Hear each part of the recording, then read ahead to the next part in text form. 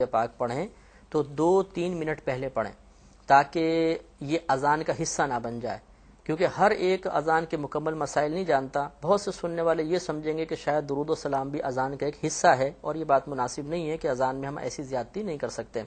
تو 2-3 منٹ وقفہ کرنے کے بعد پھر اس کے بعد اذان دیں تو اس میں شرعاً کوئی حرج نہیں ہوگا۔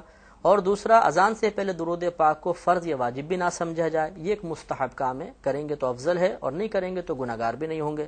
لہذا جو نہ کرے وہ قابل ملامت بھی نہیں، جو کرے وہ باعث فضیلت ہے۔ اسی طرح اس کو منع کرنا بھی غلط ہے کہ کیوں کرتے ہیں، ایسا نہ کیا جائے، یہ درود پاک کو روکنا ہوگا اور یہ غیر مناسب ہے۔ اور اذان کے بعد درود پاک پڑھنا یہ تو تصویب کہلاتا ہے۔ فقہا کی اصطلاح میں تصویب کا مطلب یہ ہوتا ہے کہ اذان کے بعد کوئی ایسی بات کہنا جس سے جماعت کی طرف لوگوں کا ذہن مائل ہو جائے، جماعت یاد آ جائے، اس کو تصویب کہتے ہیں۔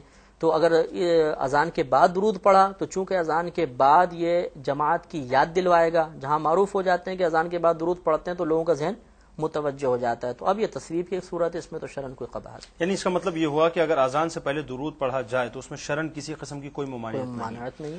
اچھا، جیسا کہ ابتدا میں ہماری وظائف کی بات ہوئی تھی کہ صاحب سب سے خوبصورت ترین جو بہترین وظیفہ ہے وہ درود پاک کا ہے۔ اچھا، ایک شخص نے ابتدا کی صاحب، وہ مستقل درود پاک کے نذرانے بھیج رہا ہے، اس نے ایک وظیفے کی سی صورت اختیار کر لی، جیسا کہ آپ نے فرمایا کہ ایک مخصوص وقت پہ جو ہے وہ بھیجتا ہے اور سرکار جو ہے وہ اس کو باقاعدہ جو ہے وہ ریسیو کرتے ہیں۔ اب اگر وہ ترک کر دیتا ہے تو کیا وہ گناہ گار ہوگا یا گناہ کا مرتکب ہوگا؟ دیکھیں، گناہ کا مرتکب اس وقت ہوتا ہے جب انسان اللہ تبارک و تعالیٰ کی کوئی فرض یا واجب کردہ عبادت کو ترک کر دے، اور فقہاء اسلام نے سنت مؤکدہ کے بارے میں یہ فرمایا کہ اس کا 1-2 بار ترک کرنا برا ہے اور ترک کی عادت بنا لینے سے انسان گناہ گار ہوگا۔ تو اب ہمیں پہلے درود پاک کی شرعی حیثیت کو دیکھنا ہوگا، اس کے اعتبار سے پھر ہم اس کا فیصلہ کر سکتے ہیں۔ تو جو بطور وظیفہ درود پاک انسان اختیار کرتا ہے تو نہ وہ ہم پہ فرض ہے، نہ واجب ہے، نہ سنت موقع ہے، بلکہ ایک مستحب کام ہے، اور مستحب کام کو ترک کرنا فضیلت سے محرومی تو ضرور ہے، لیکن انسان اس کی وجہ سے گناہ گار نہیں ہوگا۔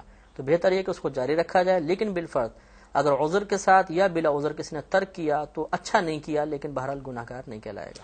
اچھا مفتی صاحب، ایک عام پرسیپشن یہ ہے کہ صاحب آپ کوئی بھی وظائف پڑھا کرتے ہیں یا اگر آپ درود پاک پڑھتے ہیں تو آپ اس کو شمار نہ کریں، اور شمار نہ کریں اس کے بعد دلیل یہ دی جاتی ہے کہ صاحب چونکہ ذکر کرنا ہے اور ذکر اللہ ہے، ذکر رسول ہے، تو پھر اس میں شمار کرنے کی کیا بات ہے، آپ اسے انگنت پڑھیں اور جتنا پڑھ سکتے ہیں اس کو پڑھیں۔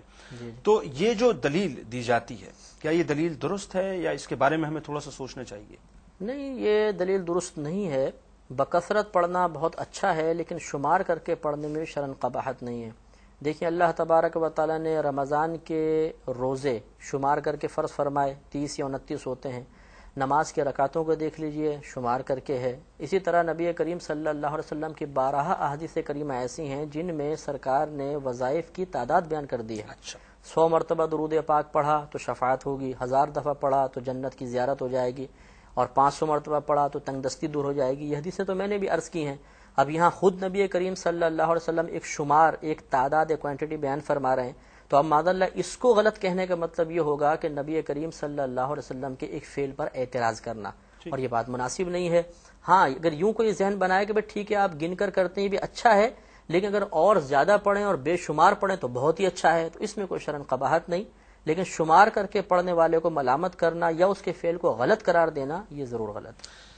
عام خیال یہ ہے کہ صاحب درود ابراہیمی کی بڑی فضیلت ہے، بلکہ افضل ترین درود جو ہے وہ درود ابراہیمی ہے، اور کہا یہ جاتا ہے کہ صاحب کوئی اور درود نہ پڑھا جائے کسی قسم کا، چاہے وہ الصلاۃ والسلام علیک یا رسول اللہ ہے یا کوئی اور درود ہے، آپ صرف درود ابراہیمی پڑھیں۔ تو یہ بات کس حد تک ہم اس کو صحیح سمجھیں؟ دیکھیں، جہاں تک درود ابراہیمی کی افضلیت کا تعلق ہے، اس کا تو کوئی منکر نہیں ہو سکتا کہ تمام درودوں میں سب سے زیادہ باعث فضیلت یہی درود ابراہیمی ہے، کہ نبی کریم صلی اللہ علیہ وسلم سے دریافت کیا گیا کہ یا رسول اللہ تمام درودوں میں افضل کون سا درود ہے، تو آپ نے درود ابراہیمی کی تعلیم فرمائی تھی۔ لیکن مسئلہ یہ ہے کہ اگر ہم فقط درود ابراہیمی پڑھیں گے تو درود ابراہیمی پڑھنے کی وجہ سے قرآن پاک کی آیت درود پر عمل کی سعادت کبھی بھی حاصل نہیں ہو سکتی، کیونکہ اس میں اللہ نے 2 چیزیں بیان فرمائیں، درود اور سلام، بلکہ سلام کے ساتھ وسلموا تسلیما فرمایا، خوب سلام پڑھو، تو سلامتی کی زیادہ تلقین فرمائی ہے، اور درود ابراہیمی میں فقط درود ہے، سلام نہیں۔ تو بحیثیت فضیلت کے واقعی درود ابراہیمی کو فضیلت حاصل ہے، لیکن اگر ہم اس آیت پر عمل کرنا چاہتے ہیں تو ہمیں ایسا ہی صیغہ اختیار کرنا پڑے گا جس میں درود بھی ہو اور سلام بھی ہو.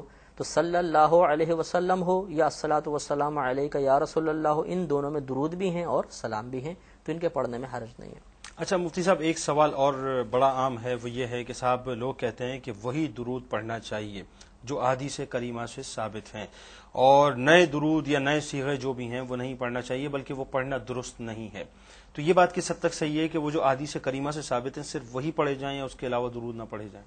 جی نہیں، یہ بات درست نہیں ہوتی ہے کہ جتنے درود پاک کے نئے صیغے ہیں یہ کسی عام آدمی کے بنائے ہوئے تو ہیں نہیں. یہ ہمارے اکابرین اسلام کے بنائے ہوئے درود پاک ہیں. انہوں نے وضع کیے. بعض ایسے تھے جو نبی کریم صلی اللہ علیہ وسلم نے خواب میں آ کے تعلیم فرمائے. بعض ایسے تھے کہ انہوں نے القابات سرکار کو ملایا اور اس کے ساتھ رحمت کا لفظ ملایا تو ایک درود پاک بن گیا. پھر جب انہوں نے اس کو کثرت سے پڑھا تو اس کی برکات ان پہ منکشف ہوئیں، تو انہوں نے لوگوں کے سامنے بھی اس کو بیان فرما دیا.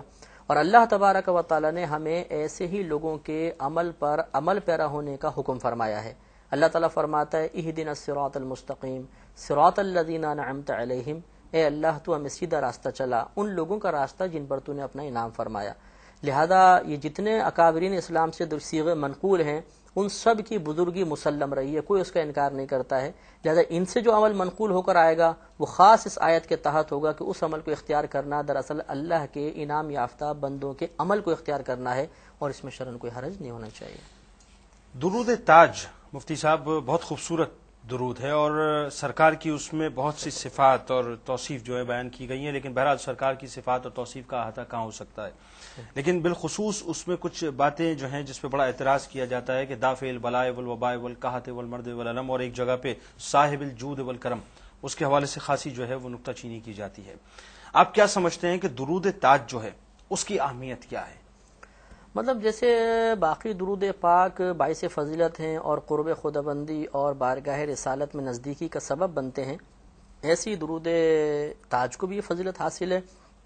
اب اگر اس میں کوئی ایسے الفاظ استعمال ہوئے ہیں کہ جن کے بارے میں شکوک و شبہات جنم لیتے ہیں، تو یہ یاد رکھیے کہ جب بھی کوئی نئی چیز معرض وجود میں آتی ہے تو اب یہ جائز ہے یا نہیں ہے، اس کا معیار قرآن اور حدیث ہے کہ ہم اس کو قرآن اور حدیث پر پیش کریں گے. اگر وہ نئی چیز قرآن و حدیث کے اصولوں سے نہ ٹکراتی ہو تو اس کا اختیار کرنا جائز ہے، ٹکراتی ہو تو اس کا اختیار کرنا حرام ہے، ممنوع ہے. تو جتنے اس میں القابات سرکار صلی اللہ علیہ وسلم بیان ہوئے، جیسے دافع البلاء والوباء والقحط والمرض والالم، یہ تمام کے تمام احادیث کریمہ سے ثابت ہیں. خود ہمارے سرکار جب پیدا ہوئے قریش سخت قحط کے اندر مبتلا تھے. روایت کے اندر موجود ہے، تاریخ کی کتابیں اٹھا کے پڑھ لیجئے، جس وقت سرکار کی ولادت ہوئی وہ قحط دور ہو گیا، اور اتنی فصل ہوئی کہ لوگ حیران رہ گئے کہ جانور چربی سے پھٹنے کے قریب ہو گئے تھے. تو سرکار کے تو پیدائش کے ساتھ ہی قحط دور ہو گئے تھے. اور پھر بارہا ثابت ہے، بخاری شریف کی حدیث پاک ہے، سرکار خطبے کے لیے ممبر پہ جلوہ افروز ہوئے، ایک اعرابی کھڑے ہو گئے، یا رسول اللہ صلی اللہ علیہ وسلم قحط کی وجہ سے مویشی ہلاک ہو گئے، فصلیں برباد ہو گئیں، آپ دعا فرمائیں کہ اللہ تبارک و تعالی ہماری مشکل کو دور کر دے. تو رحمت کونین صلی اللہ علیہ وسلم سے یہ منقول نہیں کہ آپ نے کہا ہو کہ اے صحابی اللہ تبارک و تعالی سنتا ہے، تمہاری طرف متوجہ بھی ہے، براہ راست اللہ کی بارگاہ میں دعا کر لو. نہیں، یہ سرکار کی ہی تعلیم تھی کہ ہاں دیتا اللہ تعالیٰ ہی ہے، لیکن اگر وسیلہ نبی کو بناؤ گے تو جلدی تمہیں حاصل ہو جائے گا. سرکار نے بارگاہ الہی میں ہاتھ اٹھائے، بارش کے لیے دعا کی. راوی کہتے ہیں بھی ہاتھ نیچے نہیں آنے پائے تھے کہ موسلادھار بارش شروع ہو گئی، اور ہم نے اسی بارش میں نماز ادا کی، اور جب ہم گھر کی طرف روانہ ہوئے تو گھٹنے گھٹنے پانی ہو چکا تھا. فرماتے ہیں پورا ہفتہ بارش ہوتی رہی. اگلے جمعے پھر سرکار ممبر پہ جلوہ افروز ہوئے، وہی اعرابی پھر کھڑے ہو گئے، یا رسول اللہ ہمارے جو مویشی بچے ہوئے تھے وہ بھی ہلاک ہو گئے، وہ بہہ گئے سارے، اور ہمارے گھر ٹوٹ گئے، فصلیں جو بچی ہوئی تھی وہ بھی گئیں. اتنی موسلادھار بارش، سرکار مسکرا دیے، اور آپ نے اللہ کی بارگاہ میں ہاتھ اٹھائے، دعا کی یا رب کریم مدینے کے اطراف میں برسا، مدینے میں نہ برسا. اس کے بعد راوی کہتے ہیں سرکار ہاتھ اٹھاتے تھے، جہاں آپ کی انگلی مبارک جاتی تھی بادل ہٹ کے مدینے سے باہر چلا جاتا تھا، اور ہم نے اپنی آنکھوں سے دیکھا کہ مدینے کے اطراف میں بارش ہو رہی تھی اور مدینے میں ایک قطرہ بھی نہیں برس رہا تھا. اب یہ دیکھیے کہ یہ سرکار ایک مصیبت کے دور کرنے کا وسیلہ